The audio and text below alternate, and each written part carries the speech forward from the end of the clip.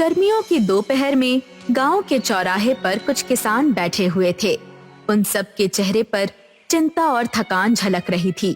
जमींदार के गुंडे गांव में घूम रहे थे। अशोक एक कोने में अपनी पत्नी लीला से बातें कर रहा होता है। लीला, ये भैरव सिंह हमारी जान तक ले लेगा।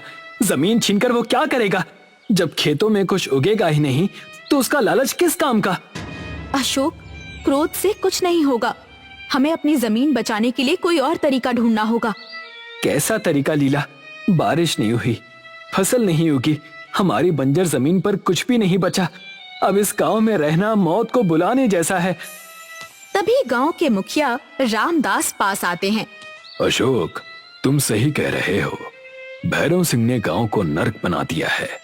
लेकिन बेटा, अगर तुम जैसे लोग भी हार मान लोगे तो इस गांव का क्या होगा? मुखिया जी, मैं लड़ना चाहता हूँ, लेकिन कैसे? मेरे पास अब कुछ भी नहीं बचा। तुम्हारे पास तुम्हारी मेहनत और हिम्मत है अशोक, ये मत भूलो। अशोक चुप हो जाता है, लेकिन उसकी आंखों में सवाल और गुस्सा साफ दिखाई देता है। अगले दिन अशोक थका हुआ जंगल के किनारे बैठा था। उसके चेहरे पर चिंता की लकीरें थी। अचानक उसे पेड़ों के पीछे से किसी के चलने की आवाज आती है। एक बूढ़ा व्यक्ति लकड़ी का सहारा लिए धीरे धीरे अशोक के पास आता है। क्या सोच रहे हो बेटा? आप कौन हैं और इस वीरान सी जगह में क्या कर रहे हैं? मैं एक मुसाफिर हूँ, लेकिन तुमसे ज्यादा खोया हुआ नहीं हूँ। लगता है तुमने जिंदगी से हार मान ली है। हारता वही है जिसके पास कुछ बचा ना हो। मेरी जमीन बंजर है, मेरा परिवार भूखा है और जमींदार मेरा सब कुछ छीनने पर तुला है। अब हार ही एकमात्र रास्ता है। हारने वाला नहीं, लड़ने वाला दुनिया बदलता है। तुम किसान हो और किसान के हाथ में धरती को बदलने की ताकत है। ताकत? मेरी जमीन सूखी है, उसमें कोई ताकत नहीं बची। तो ताकत मैं दूंगा। ये लो, ये 3 बीज, इन्हें अपनी जमीन में बो देना और याद रखना, जो उगेगा वो तुम्हारी किस्मत बदल देगा। बूढ़ा 3 छोटे छोटे बीज अशोक के हाथ में रखता है। ये बीज क्या करेंगे? ये कोई जादू है? जादू और मेहनत में फर्क तुम्हें जल्दी ही समझ में आएगा। लेकिन याद रखना, जो चमकेगा उसे संभाल पाना आसान नहीं होगा।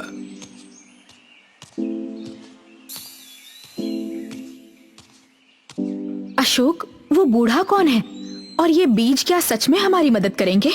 मुझे खुद नहीं पता लीला, लेकिन इन बीजों को बोने में कोई नुकसान तो नहीं है। शायद ये हमारी आखिरी उम्मीद हो। अगर तुम्हें इन पर भरोसा है तो मुझे भी है। हमारी मेहनत और प्रार्थना से चमत्कार हो सकता है। अशोक और लीला ने बीज बोकर एक दूसरे की ओर देखा। उनके चेहरे पर उम्मीद और डर का मिश्रण था। अब हमें इंतजार करना होगा। ये बीज क्या करते हैं, ये आने वाला समय ही बताएगा। दोनों अपने झोपड़े में लौट आए। सुबह के समय अशोक और लीला खेत की ओर जाने लगे।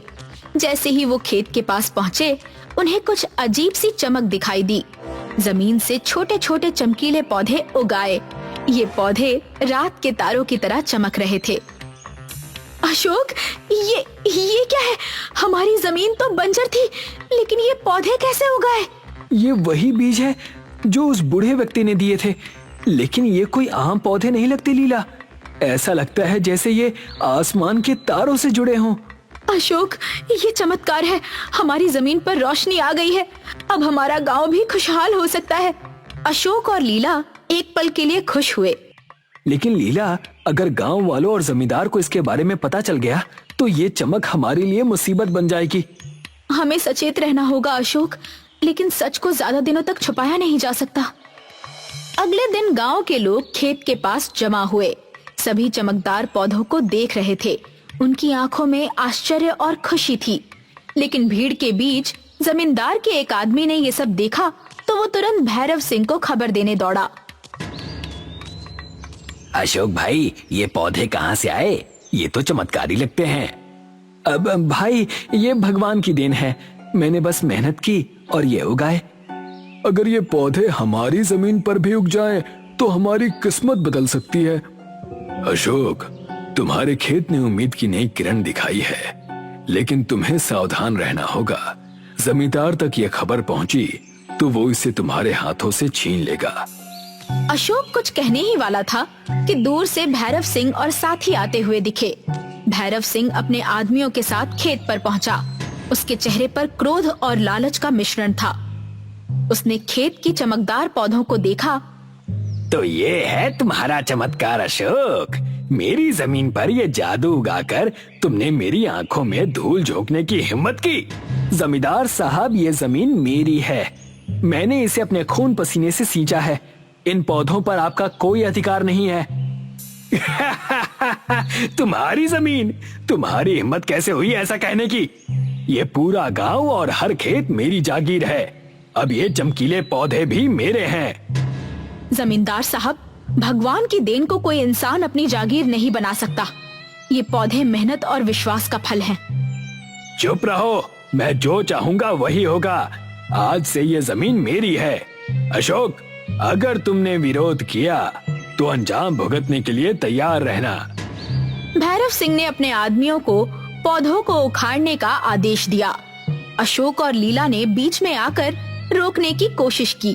गांव वाले अशोक का साथ देने आए, लेकिन जमींदार के गुंडों ने हथियार निकाल लिए। जमींदार साहब, यह अन्याय है।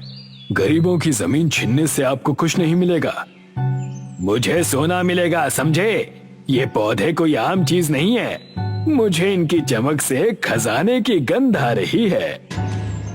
जमींदार ने आदमियों को पौधे उखाड़ने के लिए छोड़ दिया और वहां से चला गया। अशोक और लीला चिंतित हो गए।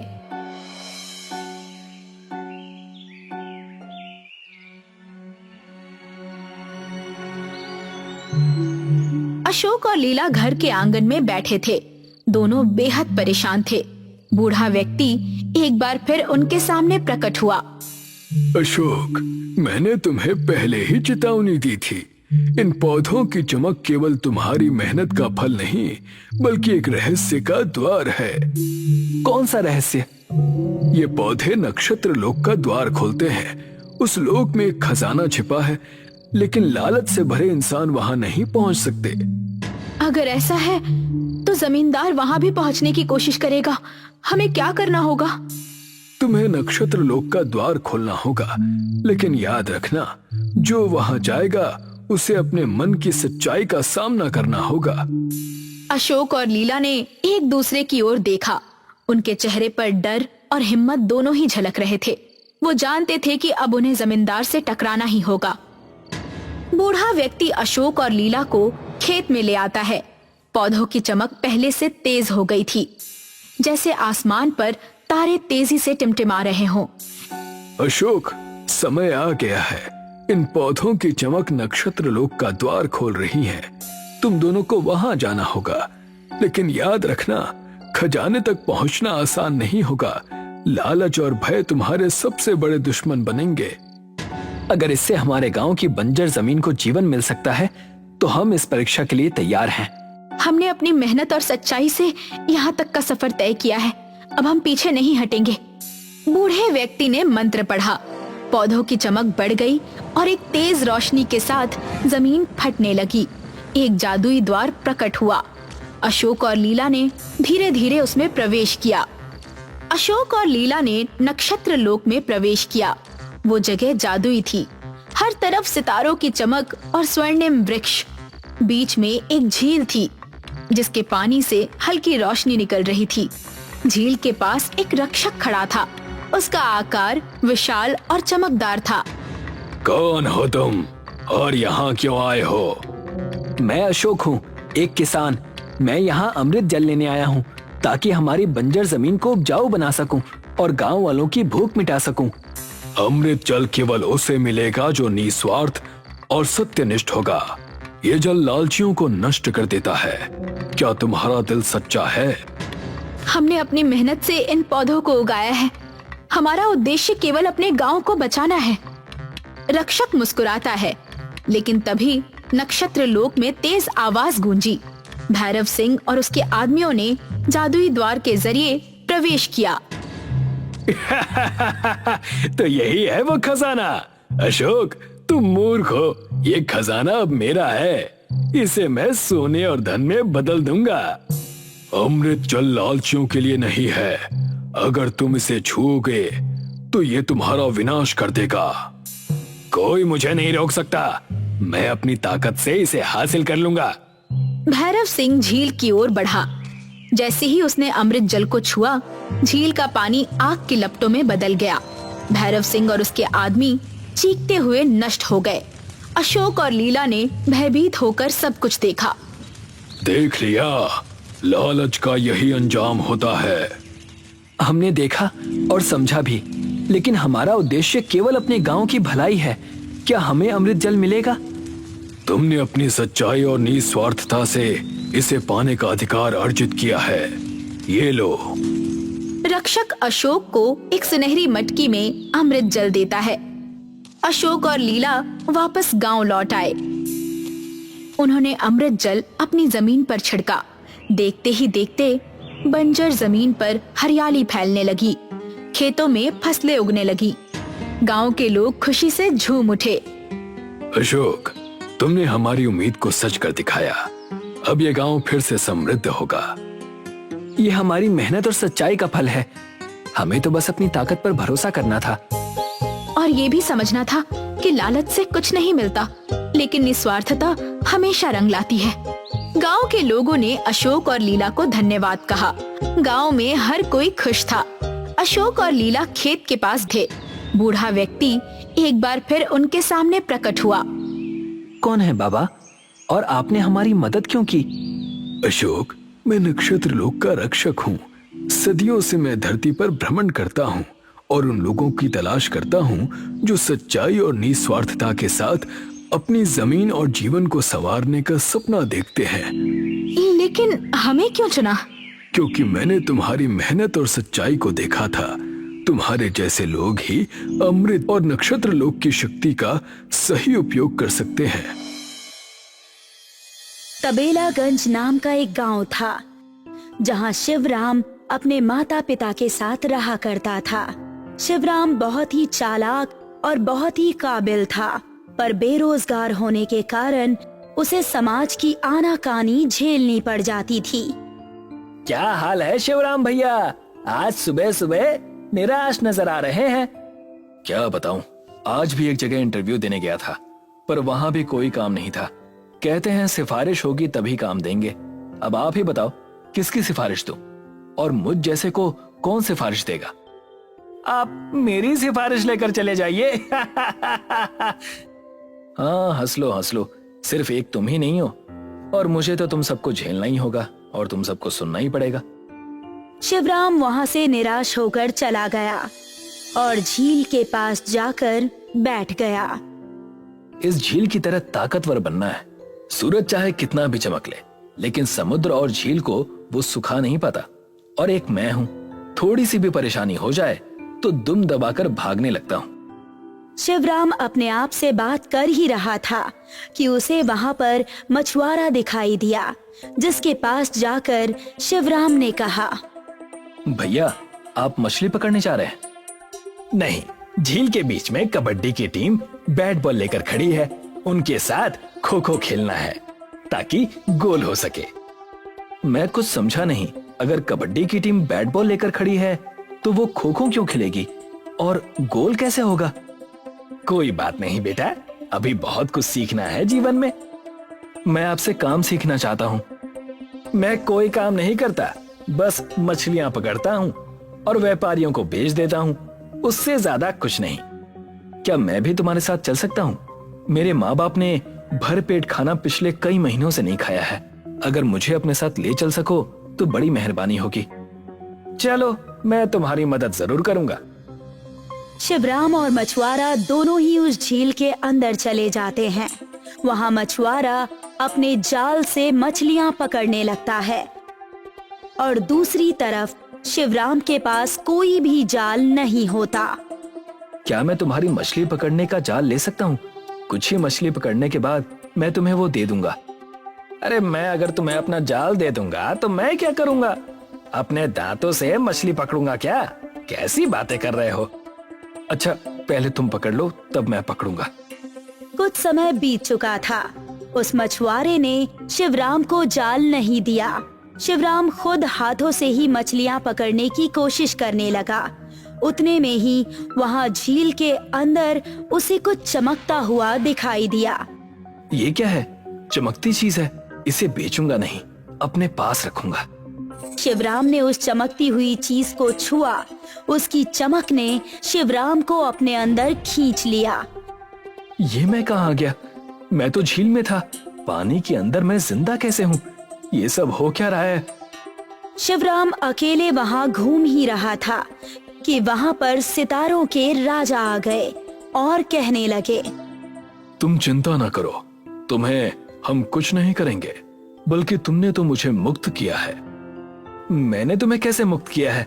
मैं कुछ समझा नहीं। तब जाकर सितारों के राजा ने सारी सच्चाई बताई। मुझ में इतनी चमक है, मैं जो चाहे वो कर सकता हूँ। इस साधु को मैं अपनी चमक दिखाता हूँ। सितारे ने साधु को अपनी चमक दिखाई, जिस कारण साधु की तपस्या भंग हो गई। तब उस साधु ने क्रोध में आकर सितारों के राजा को श्राप दे दिया। तुम्हारा इतना दुस्साहस कि तुमने मेरी तपस्या भंग की। तुम्हारी चमक पर तुम्हें घमंड है ना? अब नहीं होगा। मैं तुम्हें श्राप देता हूँ। तुम धरती के अंदर अपनी चमक लेकर एक झील में रहोगे। मेरा वो मतलब नहीं था महाराज, मुझसे गलती हो गई। मैंने ये सब जानबूझकर नहीं किया, मुझे क्षमा कर दीजिए। सितारों के राजा ने उस साधु से बहुत माफी मांगी। तब साधु ने कहा, कुछ वर्ष बीत जाने के बाद तुम्हारे पास एक बालक आएगा जो तुम्हें झील से मुक्त कर देगा। और ये थी मेरी कहानी। अब तुम बताओ कि तुम्हें क्या चाहिए? मैं तुम्हें सब ला कर दूंगा। मुझे तुमसे ज्यादा कुछ नहीं चाहिए, बस उस झील को मुझे सौंप दो और उनमें सारे के सारे तारे भर दो। मैं उन तारों को लोगों को बेचकर अच्छे पैसे कमाऊंगा और दुनिया की मदद भी करूंगा। अवश्य, मैं तुम्हारी मदद करूंगा। अब तुम जब धरती पर जाओगे तो वो झील तुम्हारी हो चुकी होगी और सितारों की झील से जानी भी जाएगी। और क्या था, शिवराम जैसे ही झील के पास पहुंचा, झील सितारों से चमक रहा था। सारे गांव वाले शिवराम को ही देखे जा रहे थे कि ये जादू आखिर उसने किया कैसे। अरे, अब आप मुझे यूं ही देखते रहेंगे या इन सितारों को खरीदेंगे भी? क्या कहना चाहते हो तुम? मैं इस झील के सितारे लोगों को बेच रहा हूँ। सभी के लिए 5000 का एक सितारा होगा। क्या सच? अगर ऐसा है तो मैं तो झील में से सितारे लेकर उनसे सड़क और घर बनवाऊंगा। तुम्हें जो करना है वो करो, मुझे मेरे पैसे दे दो बस। शिवराम के सितारों की झील बहुत ही ज्यादा चलने लगी। लोग बाग दूर दूर से आकर शिवराम के सितारों के झील से सितारे खरीदने लगे। किसी ने उन सितारों से सड़क बनाई तो किसी ने ब्रिज। पूरा शहर सितारों की चमक से टिमटिमा रहा था। शिवराम अब अपने माता पिता के साथ बहुत ही सुंदर और खुशहाल जीवन जीने लगा था। लेकिन ये बात उस मछुआरे से बिल्कुल हजम नहीं हुई। हो ना हो, शिवराम भैया है बड़े चतुर। अभी कुछ ही दिन पहले उनके पास चाय पीने और खाने के पैसे नहीं थे और आज देखो पूरे शहर में उनका नाम सितारों की तरह चमक रहा है। हाँ हाँ, मैं सब जानता हूँ। उस दिन मेरे ही साथ वो उस झील में पहली बार गया और आज देखो मेरी ही वजह से कितना अमीर हो गया है और मैं अब तक मछली पकड़ रहा हूँ। ये तो मैं भी सोचता हूँ, आखिर ऐसा क्या है उस झील में? कहाँ से आए उस झील में इतने तारे? आज उस झील में जाकर देखते हैं। जो भी बात होगी वो हमें पता तो चल ही जाएगी। चाय वाला और मछुआरा दोनों ही लालच के चलते उस झील में चले गए, जिस झील के बाहर शिवराम आराम कर रहा था। इसे यहाँ पर कैद कर लेते हैं। सारा का सारा झील हमारा हो जाएगा और हम यहाँ के सबसे अमीर इंसान बन जाएंगे। उस दिन मछुआरे और चाय वाले ने मिलकर शिवराम को अगवा कर लिया और उसे एक टापू पर लेकर चले गए। मछुआरे की नाव में दोनों बातें करने लगे। छोड़ो मुझे, मेरी आंखों पर पट्टी क्यों बांध रखी है? छोड़ो मुझे, कौन हो तुम? अरे हाँ हाँ छोड़ देंगे, मंजिल तो पास आ जाए। तुम्हारी आवाज मैंने कहीं देखी है लगता है। मुझे भी तेरा थोड़ा सुना हुआ लगता है। उन दोनों ने शिवराम को उस टापू पर एक पेड़ से बांध दिया और कहा, पिक्चरों के डायलॉग बोलना बंद करो और इसे चलकर फेंकाओ। मैं समझ गया, तुम चाय वाले और मछुआरे हो मेरे गांव के। आखिर तुम्हें मुझे अगवा करके क्या मिलेगा? मुझे जाने दो। अब से तुम्हारी झील और तुम्हारे पैसे सब हमारे, यहाँ से तुम बच नहीं सकते। सितारों की चाय बनाकर बेचूंगा, चमकती हुई चाय, बड़े पैसे कमाऊंगा और बहुत अमीर बन जाऊंगा। वो दोनों शिवराम को वहीं टापू पर छोड़कर दोबारा उस झील पर चले गए। झील पर जाते ही उन्होंने देखा कि सारे तारे झील में ऊपर आसमान की तरह उड़ रहे हैं। ये सब क्या हो रहा है? मुझे तो कुछ भी समझ में नहीं आ रहा। तारे झील से निकलकर आसमान की तरफ क्यों जा रहे हैं? आखिर बात क्या है? वहाँ पर सितारों का राजा शिवराम को लेकर आ गया। मैं जानता था कि आज की दुनिया में कोई भी भला नहीं है। शिवराम तो बस समाज का हिस्सा है, पर तुम दोनों ने जो किया, मुझे मेरे पिछले पापों का परिणाम याद आ गया। अब मैं तुम दोनों को सजा देता हूँ। तुम कौन हो और तुमने शिवराम को उस टापू से क्यों बचाया? मैं समस्त सितारों का राजा हूँ। सारे तारे मेरी ही चमक से टिमटिमाते हैं और मैंने इनकी जान बचाई, इन्हें मुक्त किया था, इसीलिए मुझे इन्होंने ये वरदान दिया था।